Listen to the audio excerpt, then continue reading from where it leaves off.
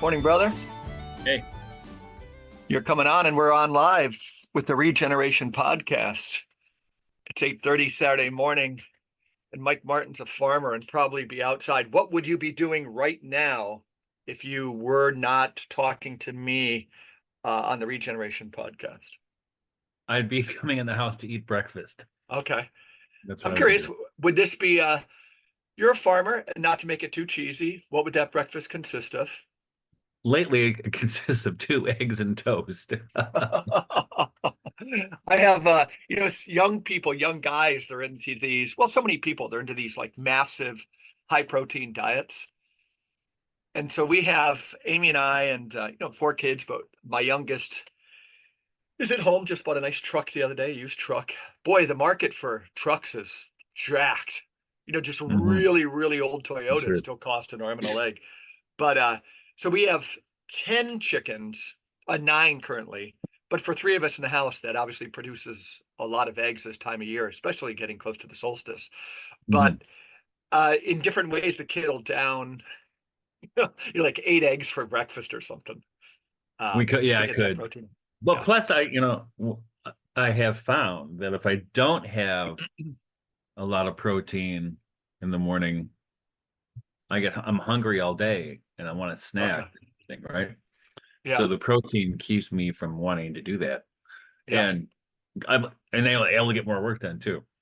Yeah. Me too. Me too. Hey, I want to ask you, have you heard of the play called Heroes of the Fourth Turning? I've heard of it, but I don't know anything about it. It's But I don't interesting. know if you follow her on Substack. Really interesting woman, Sasha Stone. Do you know her? Never even seen the name. No.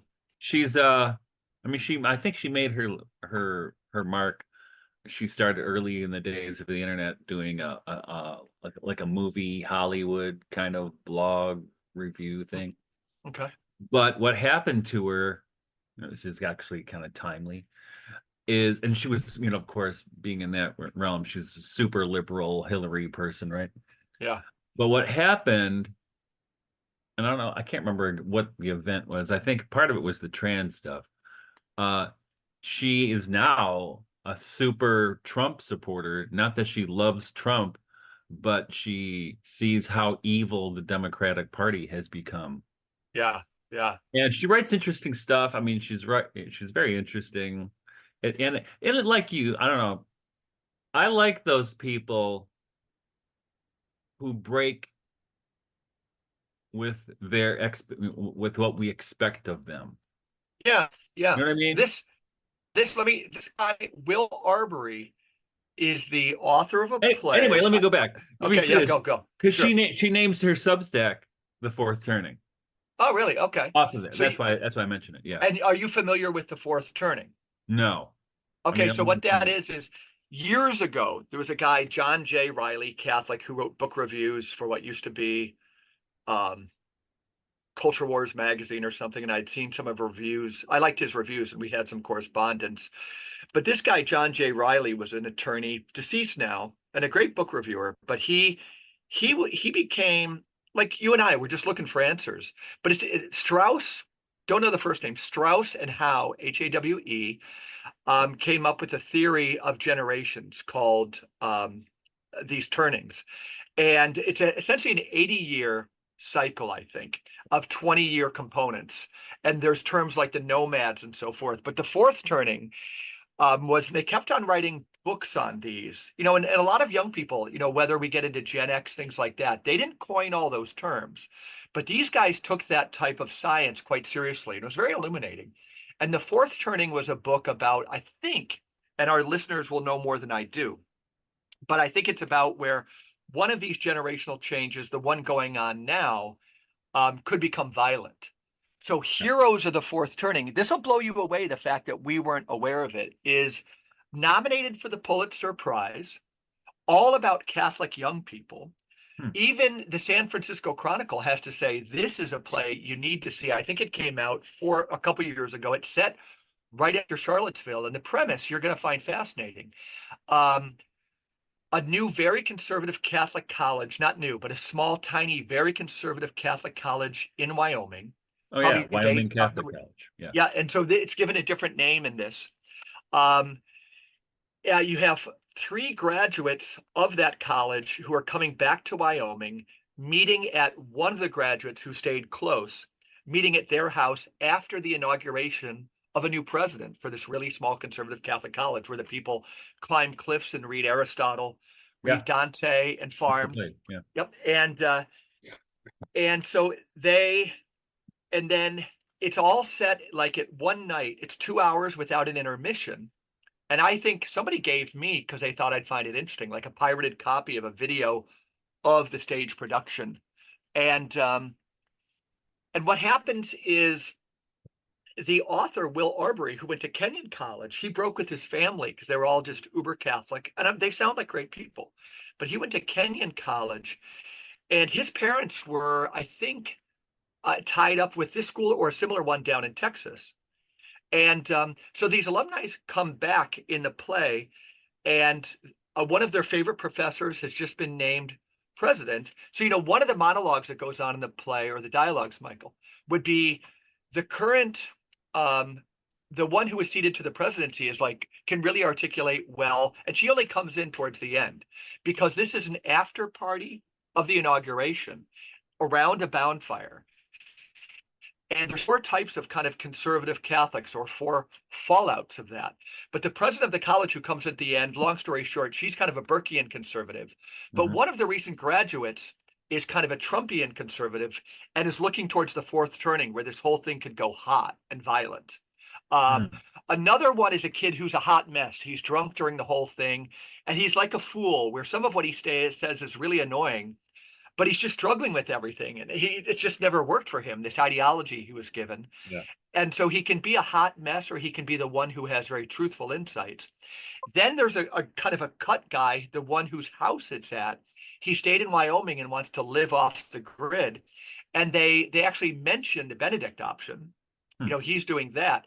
And then the 4th young lady there is the daughter of the new president, and she's got something that could be Lyme's disease, but we don't know, but it's pretty traumatic, and she has a cane. And so far for me, and I've watched an hour and a half, and I'll clue into the last half an hour tonight, is that she paints the picture. And again, this would be, Will Arbery, the author, his parents were these people, but they were so busy setting up their college, to teach the right Catholicism, that they didn't have time for their sick daughter, which is analogous to those people who kind of protest outside of abortion clinics and leave their babies at home, right? Right. But you'll have to see this thing, and we'll have to maybe talk to the author at some point, because left and right, people said this was, so the left sees it as an interesting eye on these kind of like whacked out conservative. And, there's so many different ways you and I would parse it, like the way Charlottesville is used. And not so much in this. Trump isn't used in that black and white way. But you know me, like, even this week, I've had conversations where I've said this, communism was a bad thing, but anti-communism was the weakest intellectual edifice to hang like somebody's totality of thought. And Trump is not a savory guy, but anti-Trumpism for me is the weakest intellectual edifice to try to explain all the world's phenomenon. And the weird thing is, it's used by the most educated people in the country. Is it really weird that it's used by the most educated? I mean, I think about this quite often. Yeah. I got, I don't hate Trump. I got a few problems with him. Me too. For instance, now I remember, so back in 2020, and to his credit, I mean, the country was in good shape prior to COVID. Unemployment was lowest it's ever been, and Black and brown people were at the highest employment levels and highest income levels forever. And I remember telling Bonnie, no way this guy's going to lose the election. No way he can lose, right? Because there wasn't. And so I'm one of those people, I wouldn't be surprised, if the whole COVID thing was orchestrated by the archons to take him down. I couldn't rule that out. Certainly not. Because there was no way he was going to lose. And I'm not convinced he lost anyway. Because as we know, the Democrats or what progressives, whatever you call them, they will play dirty. They'll do whatever it takes by any means necessary to retain power. But so you and I might disagree on this. Well, Like, I let me go think, back. okay, Let me finish. So I was okay, digressing. So I'm sure. still waking up. Yep. So the weird thing for me is, as a guy with a PhD, so I live in two worlds. I live in the world of people still wearing masks, intellectuals Uh-huh. still wearing masks and hyper rabid about Trump and freaked out about Glenn Greenwald and Matt Taibbi of all people as being some people who betrayed the movement or whatever. We totally agree To on that. me, Yeah. just strike me as guys who are like old-fashioned journalists who say, no, my job is not to pay lip service to the power, but to interrogate the power, Mhm. which is what I think those guys do. And the other side is my life as a farmer out here in rural Jackson County, Michigan, and where you never see a Biden sign. I saw one Kennedy sign, but it's Trump land. Yeah. And the reason people love Trump out here has to do with just simple stuff like, okay, maybe we don't need to have drag queen story hour at military bases or all this kind of the crazy stuff. And they see Trump, and this is go back to the 2016 election. They see Trump as the guy who's fighting for them. Yeah. Is the working class, the people who have these, I mean, like farmers are small business owners, right? Yeah. And most of the people I know out here are farmers or small business owners. But the thing is, they don't talk about top politics all the time. No. Rarely. But that's when they do that, you see that's why they support him, because they don't want the world to be insane. 100%. But it's so weird for me because these people seem so much more grounded than the intellectuals and academics in my other world, who don't seem grounded and seem. And I've been trying to think what this is, and maybe you could have some insight, but it seems that I think that what happens, professors and stuff are nobodies, right? But Nobody's.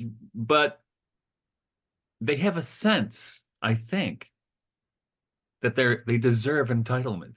Mhm. You know what I mean? Yeah. Which seems to me, I mean, so I don't know if this is mimetic desire or what it is, where they seem to imitate the desires of the privileged and the empowered. I think it's a good insight. Yeah. And I don't get it because they're smart people I like, but I don't. When they do this, I'm like, what? Yeah. Yeah. Take the mask off. What are you wearing a mask for in 2024? I still couldn't get it. I still see a lot of it. A lot of it. And you say you see it in Ann Arbor all the time. Oh, Ann Arbor, yeah. Well, Chelsea is really close to us, which is still in Washington County where Ann Arbor is, and Chelsea is like the poor man's Ann Arbor. Yeah. It's where Jeff Daniels lives. Mhm. And there's the same. It's not as bad as Ann Arbor, but there's certainly that vibe there, right? Uh-huh. It's the Starbucks intellectual. You know what I mean? Yeah. You know what I'm saying? Yeah, absolutely. It was, and when I was taking some umbrage with something, and I don't think you would disagree, but when you said the whole thing, the COVID thing could have been the Democrats, I still find more explanatory power when it was the Democrats and about half of the Republicans, right? Because it was kind of the elites. He was just an outsider to the Washington consensus. That's where the great image for me of all times. And people need to go back to Sidney Hirsch's articles on like John McCain. John McCain was not John McCain, folks. What happened with the myth of Vietnam, what happened to him was not the thing. And this was written in the New Yorker when the New Yorker was the New Yorker. And they took chances and they did good investigative journalism, which no longer happens. I know. But the great image was John McCain. What we really know about him was that he was a war hawk, right? A war hawk from top to bottom. He wasn't always, though. I know he wasn't always, but that at the end, I mean, that's all he was. That's all he was. But it was at John McCain's funeral when, Michelle Obama's laughing with war criminal George Bush Sr. and George Bush Jr. And Hillary Clinton is laughing with the same thing, right? And this is at John McCain's funeral. So war is the unifying factor. The Imperium, John Michael Greer is great on this, the extraction machine of this American kind of thing. And the orange orangutan, Donald Trump, was on the golf course. And we just got a sense of, and you were mentioning the people, sane people who could want Donald Trump to fight for their interests. And I've said this on the podcast before, but for me, and for a lot of people, Trump is not a Hitler figure. He's definitely a Caesar figure. You and I are not claiming he's just another run of the mill, but there's a Right. Washington consensus, bipartisan. And for some reason, the most exact thing I can say about Donald Trump is he has the right enemies. That's all I can say. Doesn't mean Yeah. he's a good guy. I But the feel, people yeah, who hate him, the that- people who hate him and get worked up about him in the echelons of higher power are the ones that are my enemies. yeah. And the thing is, part of me, I really think this is true. Part of why that establishment, and now I got super big problems with him about Me too. the vaccine And he's going to and be as how war how hawkish. the guy who was supposed to drain the swamp hired John Bolton for Yeah. fuck's sake. Um, but Literally so everybody he hired. so Yeah. I'm kind of ambivalent about that. But to his credit, he didn't start any wars. Yeah. I can And even he say didn't something about support starting any wars. Yeah, his appointments too. I have a friend who's something of a Washington insider, um, who told me, that again in the first election, Trump was as surprised as anybody that he was elected. So he got in there. And remember, there was a news story of Putin. He had a characterization of what happens when you're elected president of this country. As you get elected, then all of a sudden you get into the Oval Office, and then there's a black binder or something, and you really realize who's in control and what you're called to do. So this guy who kind of knew the scene said that, the first time Trump he had no idea. And he was just surrounded by a lot of Mitt Romney appointments and things. Everybody who was just all about war, and he just didn't know what to do, but he still had the right instincts. So for Undersecretary of State, a war maker, Elliot Abrams' name was given to Donald Trump for Undersecretary of State. Remember Rex Tillerson, the Exxon, Mhm. all crazy. But for Undersecretary of State, so this friend of mine was able to get a dossier on the war making passions, indeed love affair, of Elliot Abrams and the phenomenon of war. And Trump has been consistently kind of anti-war. This writer friend of mine had a dossier from the 1970s. It doesn't mean he's good, but he said, why wouldn't we do business with people as opposed to war? A lot of that is still true. The second term, I think he's been drawn into war. But anyhow, when Trump at the Oval Office saw the dossier of Elliot Abrams, he said, there's no way I'm hiring this guy. But these appointments came so fast and furious because Right. all of Washington is this. And I'm not trying to say Trump is not responsible, that he eventually brought most of these war makers in, including Bolton, as you say. Bolton. But there is something about uh, how this thing works that you get in there. Like Mr. Smith Goes to Washington. Mhm. That would be a different movie now. Mr. Smith would get into the Oval Office, and Indeed. there is so much bipartisan power that is telling you what to do. Right. Yeah. Yeah, and I think in a way the office, well, especially right now, I think it's terribly obvious with President Biden that the office of president is a figurehead Yeah. for something else that's in the background trying to pull all the levers, right? Yeah, 100%. And yeah, it's just nuts. In yeah, it's just weird. I mean, so as I think the events of the last few days have kind of confirmed The that. lawfare piece. Well, yeah, I mean, the United States has been over for a long time. Yeah. In fact, Ron Paul, I don't know if he gave a speech recently that he thinks there was a coup in the United States in 1963 with the assassination of John Kennedy. I think that's how I would tell the story too. If I had to begin there, I would say that is the beginning of it. A lot of people look at the installation of the Shah of Iran. I think that's 1953. Mhm. The Mossadegh gets kicked out of Iran. We introduce our own guy. That was kind of oil politics. Some people would say that was the point at which maybe the CIA was announcing that they had gone totally rogue. and they So, started yeah, raising their money on their own. The government would give them some, but to get bigger and bigger, they were doing all these operations around the world, raising money on their own, right.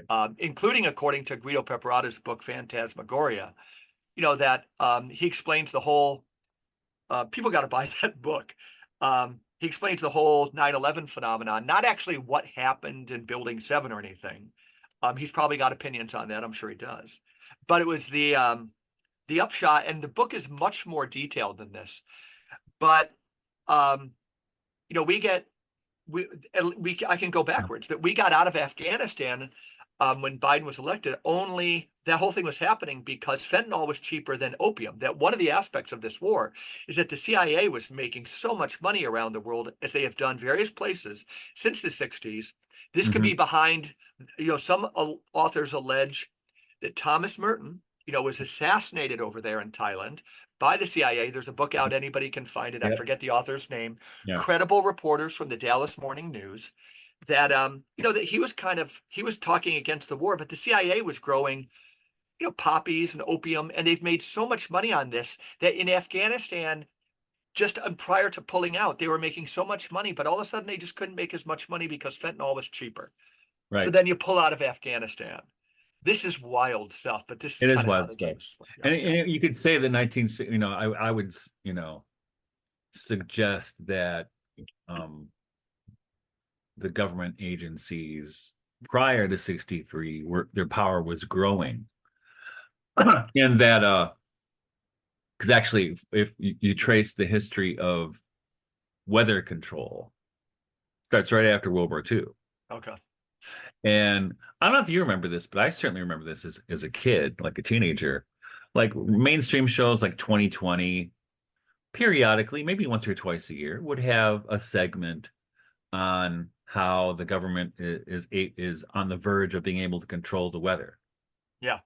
And I actually have a photograph on my phone that I pulled from the internet of a newspaper from 1953 saying new invention allows scientists to control rain like water from a tap. Yeah. 1953, right? Yeah. So they had that kind of technology and they were talking about it all the time. And then, and it was not only that, but let's talk Tuskegee experiment and MK Ultra and all these other things that people thought, no, they would never do that. Oh, yes, they would. And they've Yeah. done it, Right. right? Right. But I think 63 was where they finally crossed the line and decided they were able to get rid of presidents who didn't fit the program. Now, for our listeners, we have, I want you to go back, but because for our listeners, this whole idea of, again, conspiracy theory, right?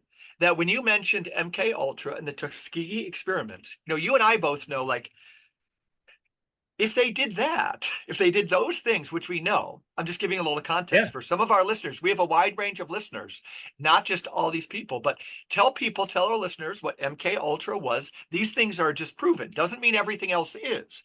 But a lot of us think if these things happened, which we know they did, why do we always rule out the possibilities of this other stuff before looking into it Well, by yeah. calling it conspiracy theory? So name those two. So the Tuskegee experiment, if you don't know, is I think it started in the 30s, where under the pretense of giving them an inoculation for something, the government infected all these, I don't know how many, but all these black men with syphilis. Yeah. Just to see what would happen to them over time. Just to mess with them. Curiosity. Yeah, and that didn't Science. get revealed. It didn't stop till the 1970s. It went for 40 years or so. And again, the racist part of that, right? They see Oh conspiracy yeah, theorists as like conservatives out there who are racist. No, we're trying to say, yeah, they chose a demographic yeah. that the federal government has treated like shit forever and Oh still yeah, does. Yeah, yeah. racism Well, is bad. and people were worried under COVID why the black community was hesitant to get the vaccine. Yeah, I yeah, know yeah. why. Now tell people about MK Ultra. Now MK Ultra is more mysterious, but it was a program, and I think they said it stopped, but I doubt that it stopped. They gave it a different name, moved to a different department, but they were experimenting in all kinds of different things. I mean, it'll sound crazy, but they were actually doing this. They were And we know, for instance, that the Russians were experimenting in the 60s with ESP and telekinesis and all these kinds of things to Mhm. see if they could use it in the service of espionage, etc. Right. And so the US was doing the same thing, right? Yeah. And often, and they would even using hallucinogens, they would give Mhm. hallucinogens to children, trying to see if they could access, you know, different states, or if they could do, I mean, it sounds crazy, but if they could do remote viewing, which means astral projection and going someplace. Yeah. Um, and so, but there was evidence that, I mean, they were doing this. There's no, Yeah. if you look it up on the internet, you find, yeah, it was a real program. They shut it down in 1973 or whatever. I'm sure they didn't shut it down. Yeah. They just Yeah. moved it Right. someplace else. They're not, Yeah. once they get that kind of power, they're not going to stop. No. It just like with the whole thing with the weather modification, which is a weird thing. So I was a kid in the 70s, and even probably in through the early 80s, you would see those regular news broadcasts about Yeah. weather control. Then it just kind of disappeared forever. Mhm. And then about, I don't know, 10 or 15 years ago, people started talking about whether it was cloud busting or other kinds of things where people were trying to modify the weather on their own, as I do. And but that and then remember when people started talking about chemtrails, right? Uh-huh. And they're like, oh, not chemtrails, they're contrails. No one's trying to control the weather. And then the last couple of years, we're like, yeah, well, hell yes, we're trying to control the weather. Yeah. You Yeah. know, and they are. And Yeah. we saw, in fact, was it the Chinese Olympics? They made it not rain. And they were boasting about it on television. Yes, we used our technology to keep rain from coming.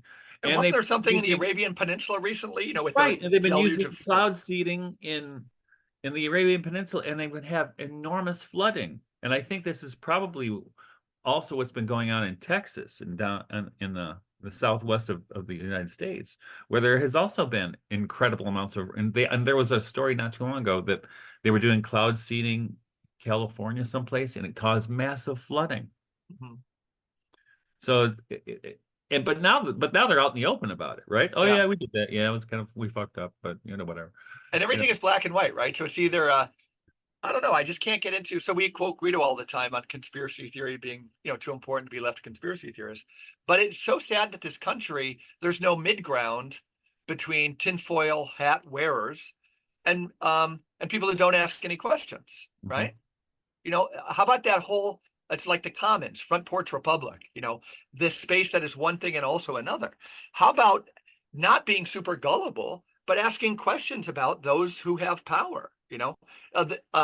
People write on power, people who have it. I finished reading a book again right now, and this ties in directly. Leopold Kohr, Illich always was singing his praises. He was the teacher of E.F. Schumacher, Mhm. probably more of a theoretician than Schumacher, but his seminal book, The Breakdown of Nations. So let's look at it. It's not like, if you're of a liberal temperament, you're evil, and if you're conservative, you're not. That's crazy. But again, he's just using morphology, the theory of sizes, to say that even if you and I were given that much power, his thing is we would abuse it, right? So Mhm. let's keep things federated. Federated, small is beautiful. We now know that when people, there's something funky in humans. When you put them at the tools of power, when it's so much, it doesn't make everybody bad at the same rate, and there's a Mhm. few people who could survive it. But since we know it makes the vast majority of people worse than they were, why wouldn't we as a globe and as a country keep on federating things to have a Right. better chance at liberty and stuff like that, right? And it's, as we've talked about with Guido regarding perishable currency, right? Yeah, yeah. And that's the weird thing, right? So Schumacher, who wrote, I think, one of the most important books of the 20th century, Small Small is is beautiful. Beautiful. Now when he wrote that book, he was considered liberal or progressive, Right, right? yeah. Just like 30 whatever years ago when Bonnie and I got married and we were into organic food and home births and not doing vaccines for our kids. This is 30 years ago, right? We were considered liberal hippies. It's the big theme, yeah. But now, if you say that, people think you're some kind of raging conservative. Yeah, yeah. Which is crazy. I mean, I always tell Bonnie, it's not that we've changed. It's like we stood still and the world revolved 180 degrees around us. Right, right. It's surreal. Yeah, But Schumacher, and you could say Illich, if Illich were to come out now, yeah. he'd be lambasted as a conservative, Hmm. right? Yep. And he was anti-corporatism before it was cool, Yeah. right? In his book, those of you out there in TV land, I think for me the most important book he wrote is Deschooling Society. It's early. And It's early, but he modified it a lot. He had to. A lot of his other writings they held, but he was just too optimistic about um he thought things were breaking down when he was writing that book. So he had to recalibrate. So this system, you know, and that's where he got into his whole theory that like the hospital system and schools, yep, took their blueprint from the Roman Catholic Church. exactly. And that's the medical nemesis also. I mean, Yep. they'll talk about a prophetic piece. Hmm. In fact, at the beginning of COVID, I started teaching his essay, not the book, Medical Nemesis. Yeah. And to see the looks on the students' faces and when they're wearing masks. Hmm. And he's got this whole thing about, his argument is that the medical profession is not about health. Right, right, right, right, It's right. about Yeah. sickness. Yeah, yeah. Okay. Yep. Really? And again, size. Let's get away from left and right a little bit, but let's talk about the theory of when things get too big. That's a meeting point. Because right now this idea of asking questions about people in power is seen as conservative, as you so eloquently say. That's what the left we thought was invented for, was Yeah. dissent. Um, That's but why I was can't we on the come left. together maybe on the theory of size? Right, 100%. Something interesting when you mentioned Illich, which I could tie it into a lot of By the way, the things. left was also anti-war. Remember that? Right, right. Now they're pro-war. It's crazy. Yeah. You've heard of New Polity, Michael? Yes. Okay, so uh there's I talked to somebody from that group one we time. gotta I'm hearing more clamor that we gotta have them on, but if there was Our five of buddy us. Elias Krim, Okay. our buddy, was hooked up with them for a while, I believe. Yeah, so shout out to Ryan Stansbury and Father Peter Matola. Some people went to the New Polity conference down in Steubenville. So I'm talking about, like, think of the theme of this podcast, which, by the way, we didn't discuss at all. But there's this idea of, heroes of the fourth turning, Catholic colleges, some of this stuff. But it's Steubenville, out of which, with Andrew Pollard Jones as maybe a figurehead, Mark Barnes. Um, I'm trying to think of a third kind of figurehead there, brilliant guy. But their conference was on shall we destroy the servers or something. It was on technology. And so when two friends of mine came back, they were saying, boy, Illich was mentioned a lot. Pretty cool placing Illich in Steubenville, right? So we Yeah. got to have these guys on. And they said, one of the things that were the takeaways from the conference was that when they were talking about technology, and I can even bring this into Guido Preparata and something else you were talking about, but all these technological advances, many of us just take it for granted. But he said the people who came back said they made a great case that everything, is led by military, for reasons of military. So weather, all this stuff. And there's a book out, it's called the Mystery of the Three Bullets or something, by these two Italian journalists who couldn't get their story told in the newspaper. So they kind of turned it into a mini novelette. But it's about a major player is Guido Preparata's dad, the physicist Giuliano Preparata, who, on the issue of cold fusion, we're talking about how the government keeps things down. Preparata's father, Giuliano Preparata, was at the time saying that, cold fusion is possible. They were working it out. And then it was laughed off the stage and you were seen as a tinfoil hat wearer. But the case coming out now, evidenced by the fact that Bill Gates is putting a lot of money into cold fusion again, is that the point they had to laugh cold fusion off the stage because the military, the US military, was just going to keep that technology for itself. This whole way of telling history as history belonging to the proprietor of the next great super weapon, Right. from the nuclear weapon to like nanotech to now cold fusion and so forth. But a lot of lies are told on behalf of maintaining the highest level of technology. Right. And Guido's dad also, he was working on the memory of water, right? Right. Mm-hmm. Which, I mean, this is like Is it 40 or 50 years ago? It was a long For time ago. health, the most revolutionary thing. Yeah, 40 years ago or something. It was, I think it was probably more. It was probably in the 70s. Yeah, and for listeners, they could Google Fleischmann and Pons for the memory of water. Um, Preparatus father with he's tied into Oppenheimer and all those people. He never Yeah. personally met Oppenheimer, but you Google this stuff. It's Oh, he was, fascinating history. and that thing, and that's, it does, I mean, it gets suppressed, right? Yeah. And it's this, I mean, people talk about follow the science. Oh, fuck you, you know, Mhm. because, you know, my doctorate is in English literature, but it's it's in English alt religious literature, Mhm. you know, in the 17th century, which is when the transition from alchemy to the science to modern science Sure. happened, right? And just by reading that, and actually another person to read on this is Pierre Hadot, another one Mhm. is Mary Midgley. And if you look at the history of science, it's a history of control versus truth, Yeah. right? So it doesn't matter if the scientific consensus is that the earth is flat. And there's this Mhm. one guy, no, it's round. Yeah. And you're not coming to the parties anymore. We're going to make sure you don't get promoted, right? Uh-huh. And that's the history of science is that. Yeah. That is the history of science. And Mhm. then usually what happens is 40 or 50 years later, they go, oh yeah, I think I was right. I always agreed with them. I just couldn't say anything, right? Mhm. And we're seeing that with Guido's dad right now. Yep. And they say, yeah, he was assassinated by poisoning with plutonium because of he was a feisty guy, you know.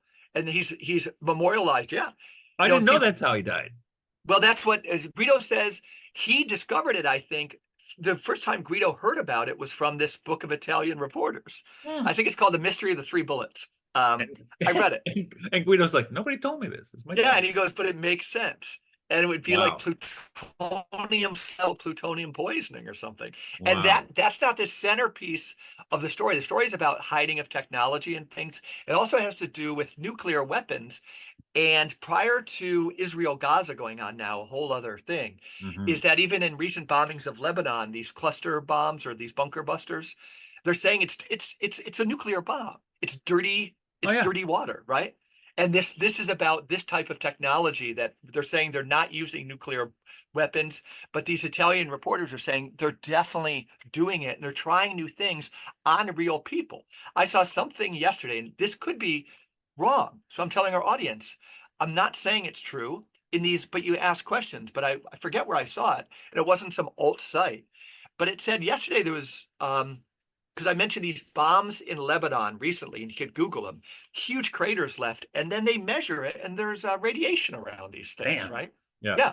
And then so there was a story yesterday that like a tent, like all these people were flattened and kind of neutralized, but there was very little evidence of what actually happened. So I'm letting our listeners know what I have to do is follow up on that and I can report on it. But like we do use humans, whether they're Gazans or others.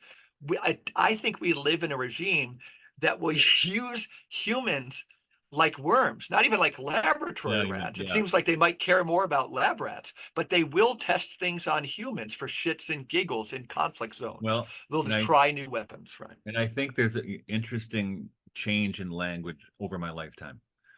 Um, About. yeah, well, especially if you think about the Kennedys and actually Bobby Kennedy Jr.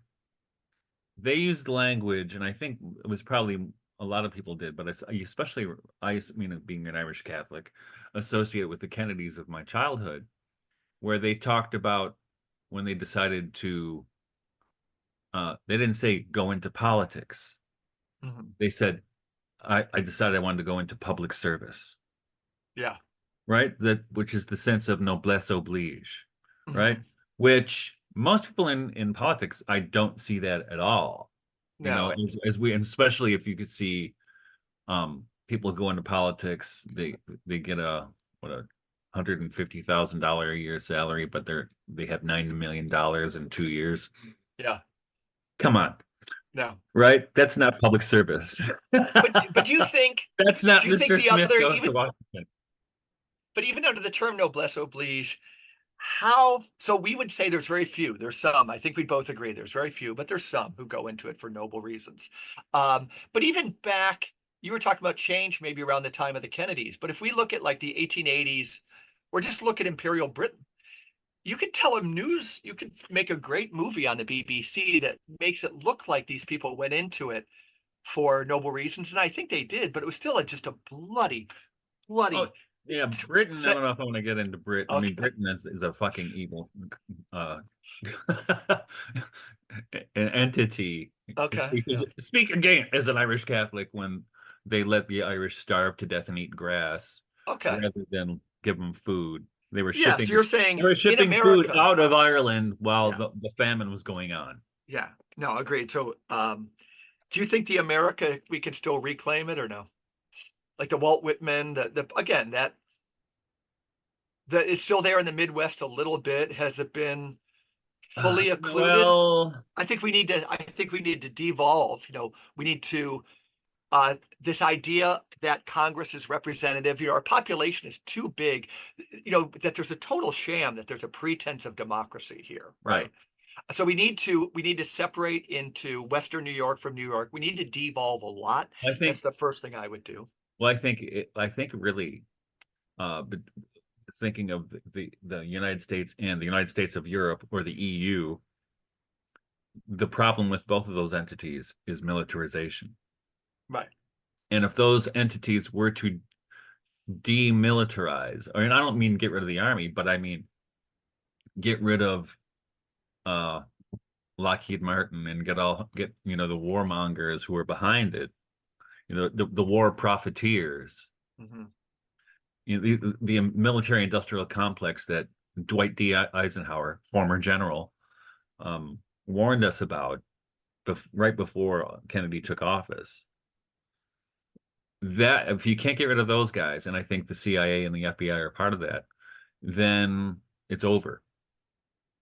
The Yeah. American experiment is over. It's not. I don't know what's going to happen, but it could be like the Eye of Sauron. It could be that bad. Yeah. Two I think things it is about that bad that. actually right now. I think it Um, is.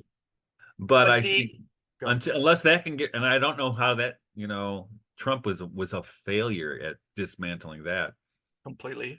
I think Bobby Kennedy has a better grasp of the situation and how to dismantle it.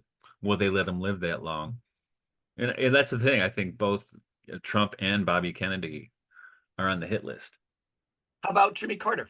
You could take the easy one. You could read about Carter nowadays, and I almost think it's taken for granted that, there's a phrase about the October surprise, which is, something that happens right close to an election. Right. I think if you Googled Wikipedia or whatever, the October massacre and put Carter's name in there, at one point he fires fully 1/3 of the CIA, Yeah. including like a future president of the United States, George Bush. So the CIA just said, done with you. The whole Iran hostage crisis and everything. Think of the drama of all of a sudden Ronald Reagan is, elected and the hostages are released. The premise, I Mhm. think it's now factual. It's like it was all just a CIA. Uh, we're going to Uh, punch him back in the face. Carter, I think, was somebody else who's an interesting. We need to tell his story correctly. Um, but the but um, later in life, he just jumped in line, didn't he? you know what? I'm somebody who wonders, did he really? I mean, he was embarrassed at Playboy interview, right? Um, where he said he lusted. Jimmy Carter's I've lost it malaise in my speech heart. was, so Christopher Lasch, the great social critic, wrote the malaise speech, which the I would say Deep Washington used against Carter to make him look weak. Mhm. Then Reagan is like, we can do. His is a story we got to tell accurately, and I think his is a real.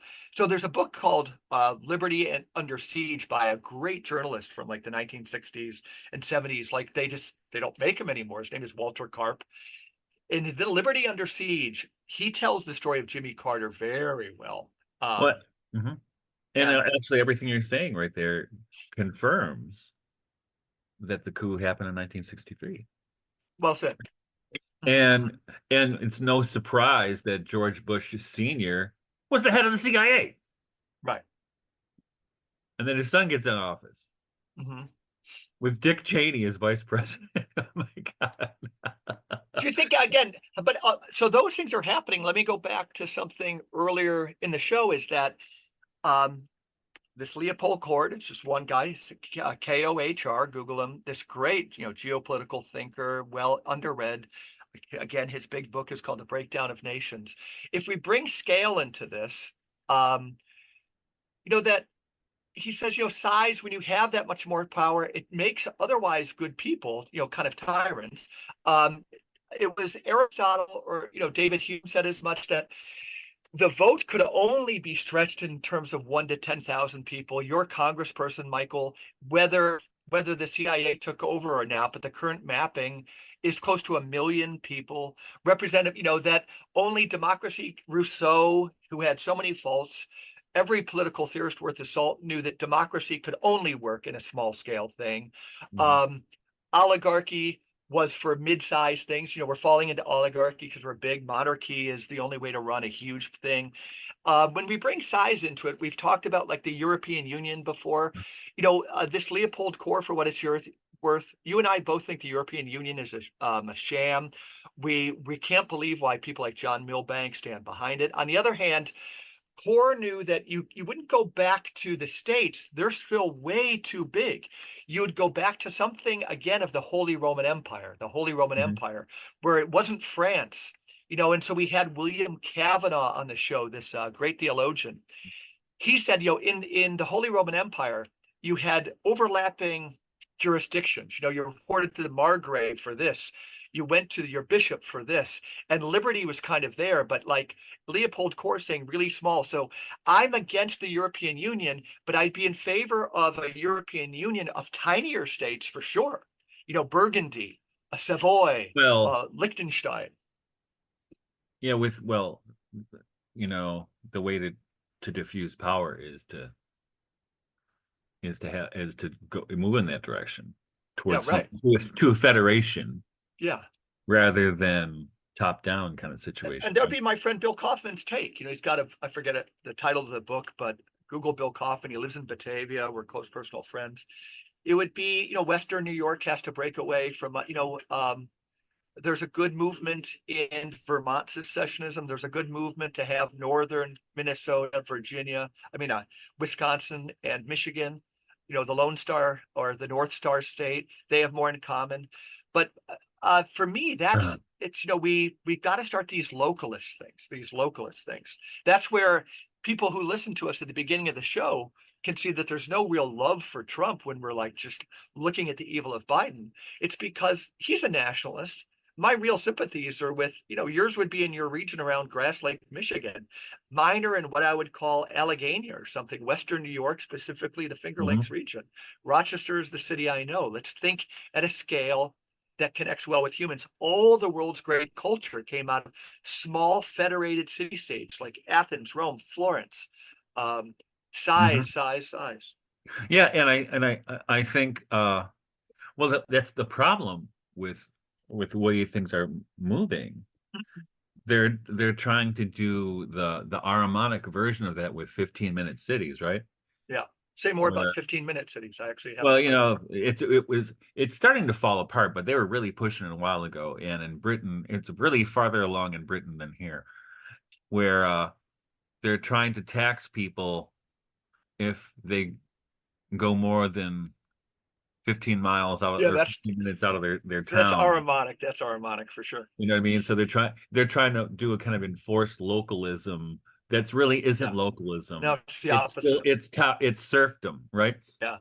Um, so and it's really strange, but this is part of the technocracy, right? And the Yeah. only reason that can happen is because of surveillance of of central bank digital currency and being able to surveil you every place you go by Yeah. whatever kind of digital technologies, whether it's facial recognition or a chip or whatever it happens to be. Mhm. Which, if I were to say this 5 years ago, people go, "That sounds crazy," but we know this is happening now. Yeah. Right? Yeah.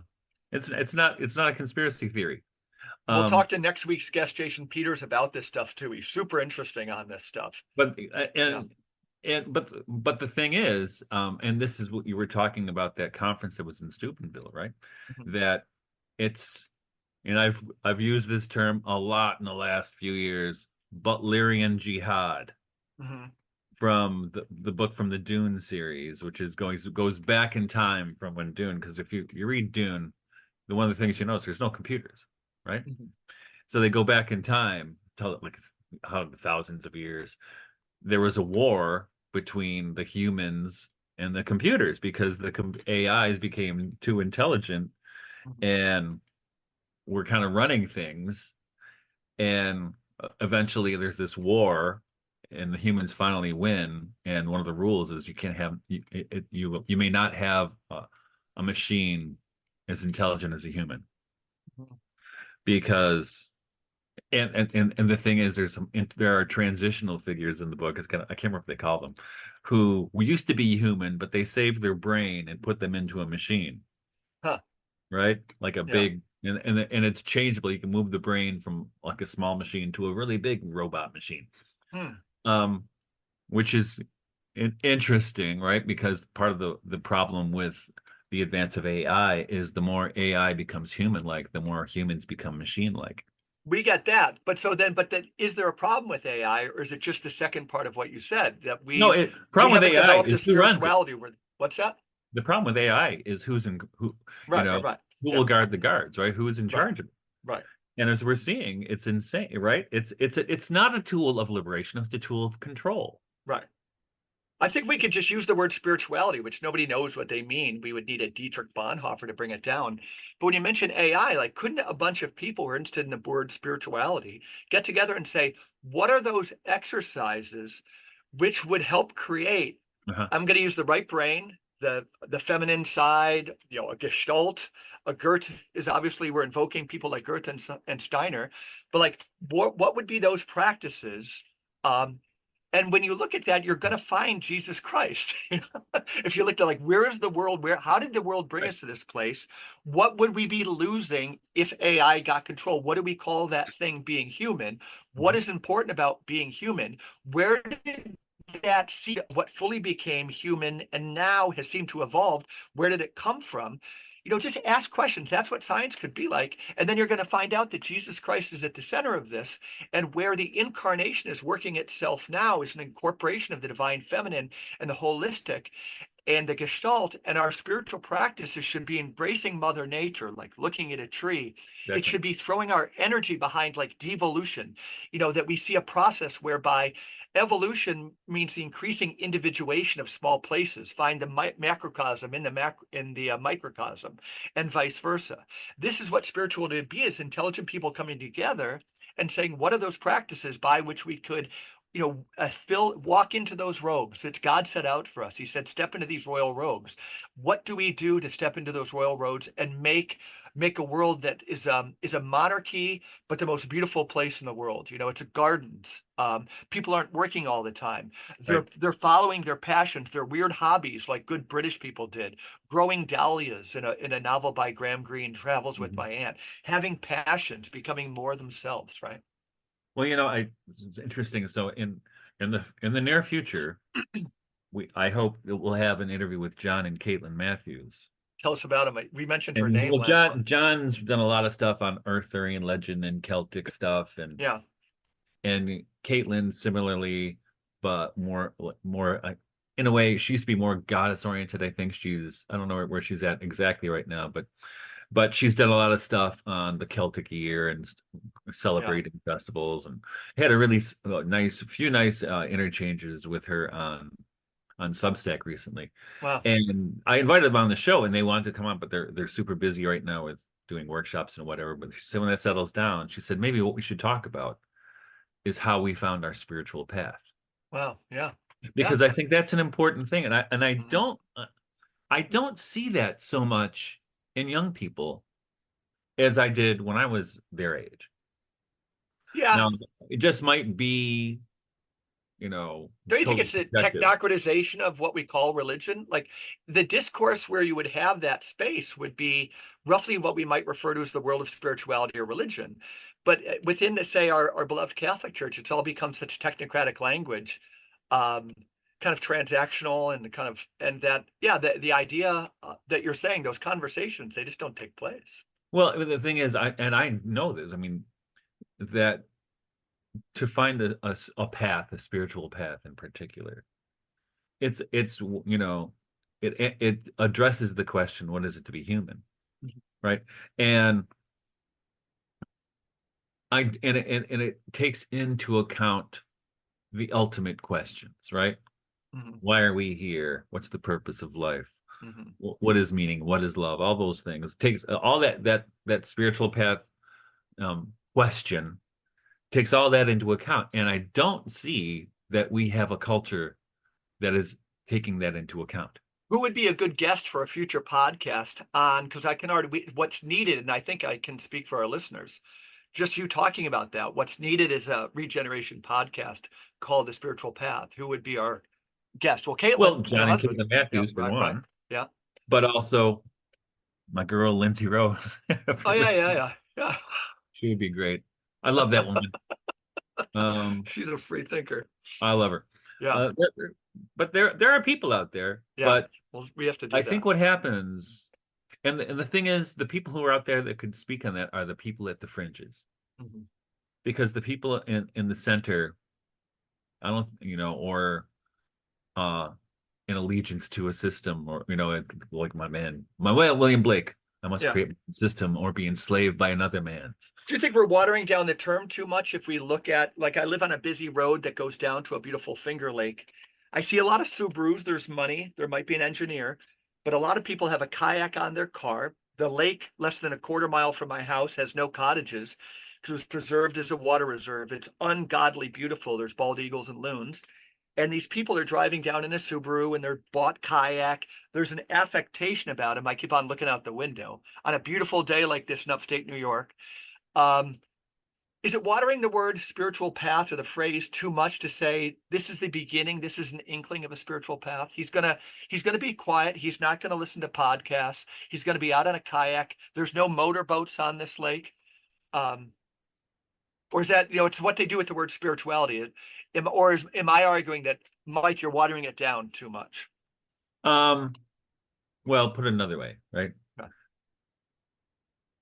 It's how do we find the wild of God?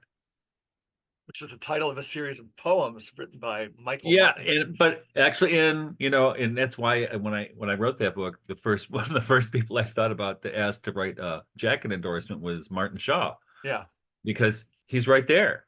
right, right, right. He calls Jesus the Galilean druid, or the druid from Galilee, right? Hmm. And because he gets that part of it, right? Hmm. And I think, and if in fact, here's a book right here. I just happen to have. Speaking of wild, Yeah. The Catholic Thing by my beloved Rosemary Houghton. Hmm. She got it too, right? Right. And actually, when I quoted Rosemary Houghton in a recent Substack, that's when I got into a conversation with Caitlin Matthews, Okay. because she gets it too, right? Yeah. Oh, for And there's a sure. hankering, and I don't know if this is true, but I detect a kind of hankering in Caitlin for, and I see this in a lot, and she's kind of neo-pagan to a degree, I suppose, but I see Yeah. this in a lot of neo-pagan people, Yeah. is what they really want is a folk Christianity, or folk Catholicism in particular, Yeah. that's not, is not a Catholicism of papal announcements and commentary, but of embodied experiences of the world, of nature and the world, the united metaxu of Yeah. God and nature, And right? might I say for our listeners again, like a lot of this is temperamental, folks. So a Caitlin Matthews and a Rosemary Houghton. Caitlin Matthews, we might say, is a little more pagan environmental, but like you and I both know, with the sacramentality of the vision, it's just, she feels so Catholic. The Catholic thing, Rosemary Houghton, if that's your temperament, and I kind of like Rosemary Houghton, well, I like both. I think I straddle. But Rosemary Houghton, it's all Catholic, but then there's this wild figure, Sophia, who's just Mm-hmm. bringing everything alive. But it's just very Catholic, what we use with regular Catholics, even conservative Catholics. But they feel she's just running in that world. But you and I are both saying they're just telling the same story. It's just like a little dance, and it's beautiful in that Well, area. and Yeah. who we saw this in very recently was our last guest, right? Hmm. Jamie Kohani, when she was Yeah. talking, the way she would talks about Catholicism, like, yeah, I'm going to join that religion. Yeah. You know what I mean? Which is why I was so thrilled with what she and her husband David had to say, and especially what she was saying, because I wanted my daughters to hear it. What were the most But important things you were thinking? It was a great interview. They're both brilliant. My wife was fascinated by, masculinity. We're not raising men. She just goes contraception, right? That was bold. I know Yeah, she was right. right on it, man. Yeah. And There's but no consequences for anything. She goes, it's so your many whole life. things. When you're doing this thing, when you're doing the act, the whole thing is possible from the birth to the end of their death. That is a world wherein men just grow up and when they're in that world. And so we asked her, like, what's the problem? Why aren't men growing up? And she said contraception, because that world doesn't exist at all. It doesn't Boom. exist. Boom. That was an So why is atomic there no bomb magic in the there. world? Why is there no magic in the world? Because apparently choices have no consequences. That's what Christopher Lasch meant when he said if choices gets reduced between the choice between Coke and Pepsi, choice has no consequences. Therefore, young people, this is my understanding from 25 years in campus ministry, they have a lot of anxiety because they've never experienced walking through the world. Because when Robert Frost made the choice of one path, he couldn't make another. When you chose Bonnie, you renounced the freedom to choose another for that way of living. So consequently, that choice was behind you. So you get a feeling of growth, which is walking through the world. Right now, we Mhm. just choose everything, even our political affiliations is like Coke and Pepsi. So Lash says when it gets reduced to the choice between Coke and Pepsi, it robs choice of its meaning. So there is no road not taken, right? It's just because you always reserve, you're always holding your cards. Keep the road not taken. Easy Yeah. divorce is the answer, right? Right, Make exactly. All everything. those Yep, kinds of yep, things. yep, yep. Mhm. Yeah, I don't have to be responsible for my Right. decision. And so so they don't have the experience of depth, which is why I belong to like rooted organizations, a long-term relationship with thing called life. So the whole idea of maturation, the whole world that you step into is it becoming a decreasing reality for this younger generation. Right. And I think that's what's encouraging. So another younger person, younger than us, uh, Sebastian Morello. Remember I told you Yeah, we about? got to have him on. Tell us more about him. Well, he's going to come on. Okay. Um, well, I think he had a kind of awakening. He bumped into Christian Hermeticism, and he told me running into Valentin Tomberg kind of opened his eyes. Mhm. And then he wrote this fantastic piece on the theurgy of the hunt or the stag hunt or whatever it Yeah, was, yeah, yeah. which I thought was a fantastic piece. Hmm. And particularly because in Mythologies of the Wild of God, half the book was written in a deer blind. Wow, wow, wow. So and there's a Yeah. lot of poems about hunting in there. Um, and for me, hunting is a kind of a sacred activity for whatever reason. And because by doing that, we're talking about life and death. I mean, as a farmer, right? My Hmm. life revolves around life and death. We just processed 18 chickens and 2 ducks a few days ago, my two Yeah. youngest boys. How do you feel about you killing your pets? No, I'm not killing my pets, but Uh-huh. you don't like to do it. It's not a fun job, but you do it because it sustains life, right? Hmm. And so you find ways, and this is, think about praying at meals and things like this, and raising the animals ethically, Hmm. not in hordes, unsanitary conditions, but raising them ethically. I mean, I have one of the lambs I have, we have a tiny flock of four lambs, and the littlest one, we got her, she was only a few days old, and she was tiny. She was like the Mm. size of a chihuahua. And the guy I bought her from said, I don't even know if they should charge you money for this one. I said, well, I'll tell you what, I'll pay you for it. And if it dies, you can give me some hay or something. Hmm. So I brought it home, bottle feeding it, and it had diarrhea at first, is not doing well, and then finally rallied around. But then I thought it broke its leg because it was Mm. not walking on this one leg. I'm like, oh God, how's this thing gonna last like this? And I told Bonnie a couple times I'd come in the morning after feeding her, and said, I'm gonna give her one more day. If she's not better, I'm gonna have to kill her because I don't want her to suffer. But now she's okay. Yeah. But the thing is, I'm gonna raise these animals for however many months till the fall, and then they're going to be processed too. But it doesn't mean I don't love them.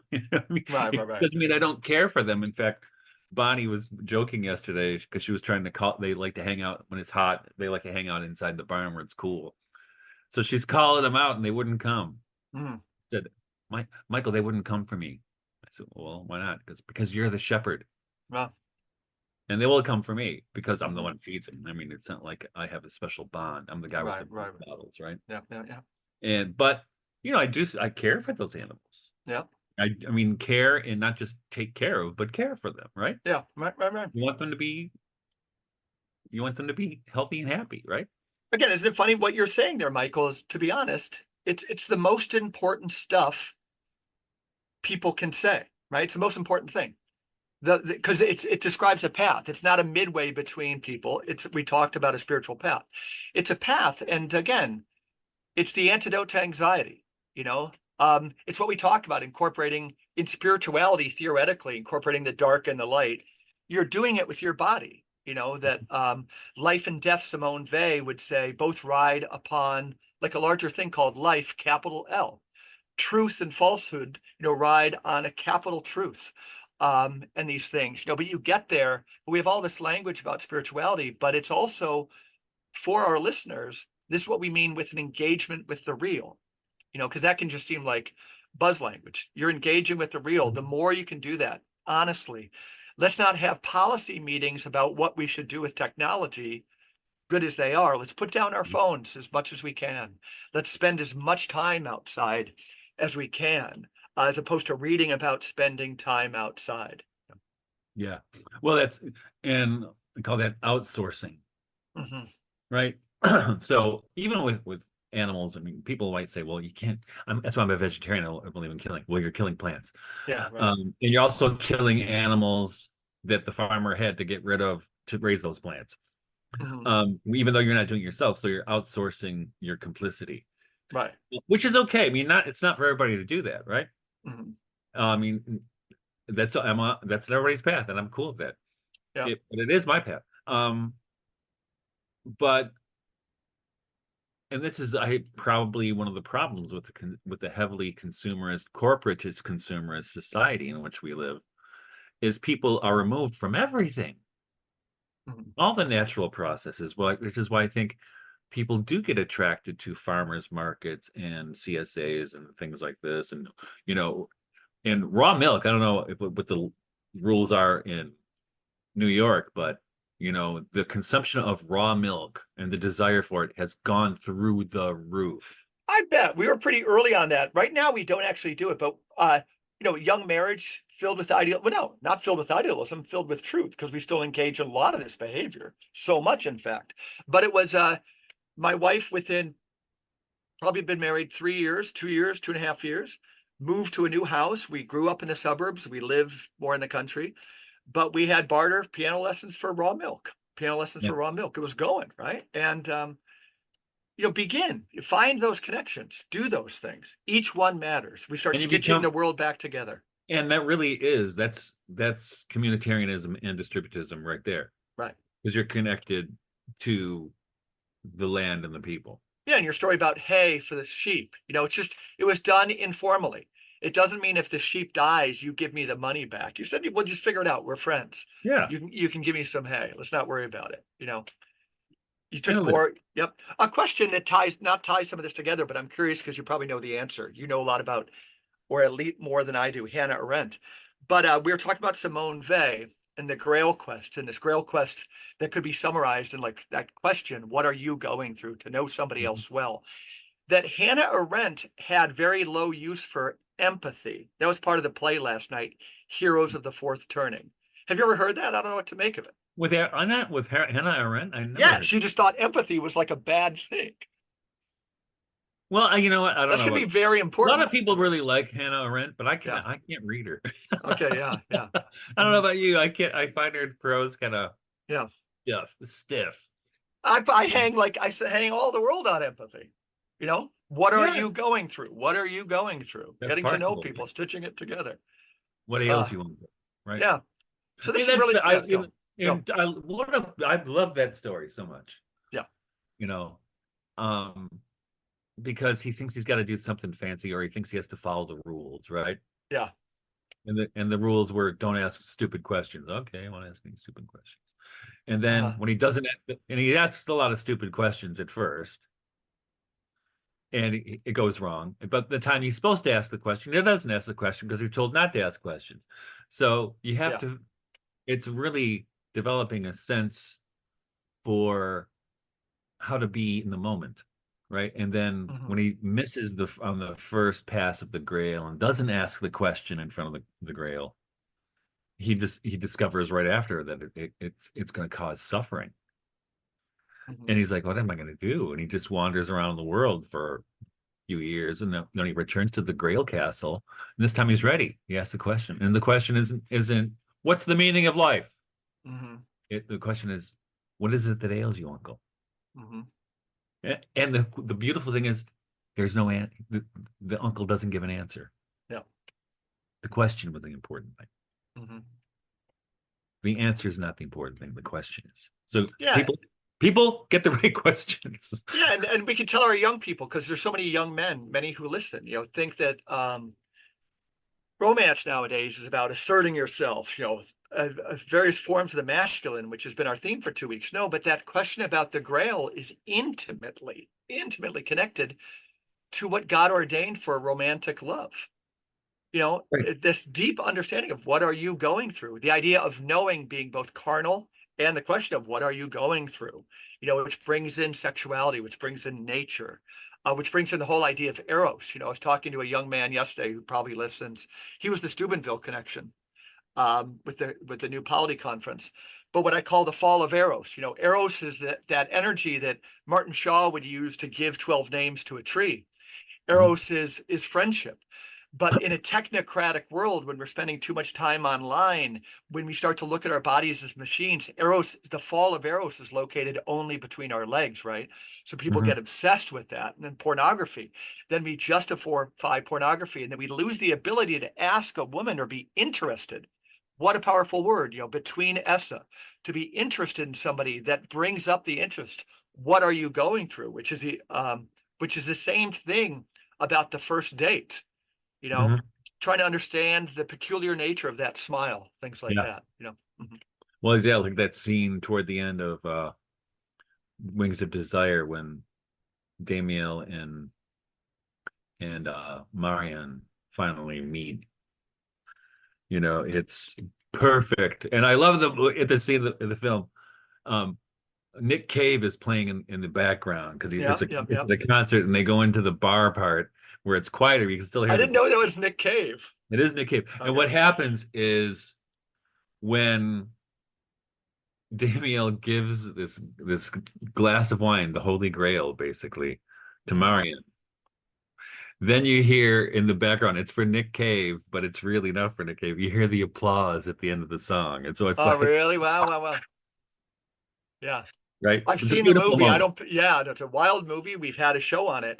Yeah. Uh, we're going to do a show on, for our listeners, the Burmese harp. I haven't watched it yet. Have you? I have not. Okay, but what I want you to watch, we're going to have a guest on soon. His name is Dr. Christopher Pramuk, who wrote the Hidden Sophia, or Sophia, the Hidden Christ of Thomas Merton. You know what we're going to have to watch for that one? We're going to talk a lot about um, Boris Pasternak's Dr. Zhivago. I'm in the middle of the novel, watched the movie. Are you a Dr. Zhivago fan? Have you seen it? I've seen the movie. Okay. Very important stuff. Yeah. Alexander Schmemann, who wrote the fundamental work called the Right. Eucharist, an Orthodox priest, he has an essay called The Eucharist of Boris Pasternak, and it's all about Really? Dr. Zhivago, which means Doctor Life. It's a very, very, Well, very Sophianic novel. It's that's almost, interesting. Michael, that Soloviev and Berdyaev and all those people, I've got to realize more, but Schmemann, I think, wants to say they were setting up the scaffolding for Dr. Zhivago. Really? I'll have to Yes, check that heavy out. duty. Yeah, heavy duty. I'm obsessed Awesome. with I'm obsessed with Pasternak now. So Yeah. much to do, so much to think, so much to read. What are you doing today? See this? It's a What do you, white ribbon. okay, So get same here. this. Yeah. Talk about Catholic pagans. So in this one part we have in our farm, we have all these gardens and woods and stuff. And kind of in between the woods and the gardens, there's this place where there are a lot of blackberries growing. And behind those, we cleared out all this brush that was there, but I made the boys leave these two young hawthorn trees. Okay. Did they indicate Native American remains in some way from previous episodes? I think you were clearing brush and you saw some things. No, Okay. that's a different part Gotcha. of the farm. Yeah. Okay, gotcha. It's the opposite end, actually. Okay. So they were clearing brush actually because Bonnie wanted to plant some strawberries. But they found these hawthorns and they wanted to take them down. It's like, no, leave them. Because hawthorn's sacred tree, right? Mhm. And speaking of the Holy Grail, right? At the Glastonbury thorn is still a tree in existence, or a descendant of the original tree. And what happens in Ireland, and some places in England, but it used to be in England before the Reformation, but in Ireland they still do this, where they'll have a tree. In the fairy tree of Joan of Arc was the same thing, where people would pray and hang rosaries and holy images and ribbons and pieces of cloth that represent their prayers. So one of these hawthorn trees is now that kind of tree for us. Okay. So when we're done, I'm going to go hang this and say a prayer for something on the tree. Wow. And then we're almost done with the garden. It's almost completely in a couple more days. Yeah. So we'll plant a few crops. I think it's two today, and by Monday we should have it all in. Wild. So that's what I got going on. How about you? Still garden, not nearly the scale of yours, but I'll be playing all day. We've been moving closer and closer towards a little, sunfish sailing boat. Took it out on Memorial Day. How was it? The cops showed up. Did they really? Yeah. We were to sail that day. It's a lake where you can sail. We did turn over. The winds were coming from other directions, but because our skin touched the water, does this make sense? That we had lost the rights for that day. Really? So, yeah. This is the thing we're living in. And my son-in-law, he was really, it was crazy. But so doing things like that. You had to go sit time out, huh? That was your punishment. It's so funny. Oh, one thing about those trees, yes, at the Abbey of the Genesee, at the retreat house I ran, there's a pond, and behind there's a statue of the Blessed Mother. And I always found, on these 2,000 acres of monastic grounds, including the chapel, but it was a weather-beaten Marian statue that had all this stuff around it, rosaries and shells, or a rock that was just sitting next to the, in the woods nearby. I just love it. I love it. It was my favorite place to be. Right now. Yeah. Very cool. More of that. All right. Thanks everybody for listening to the Regeneration Podcast. We look forward to seeing you again. Jason Peters on next.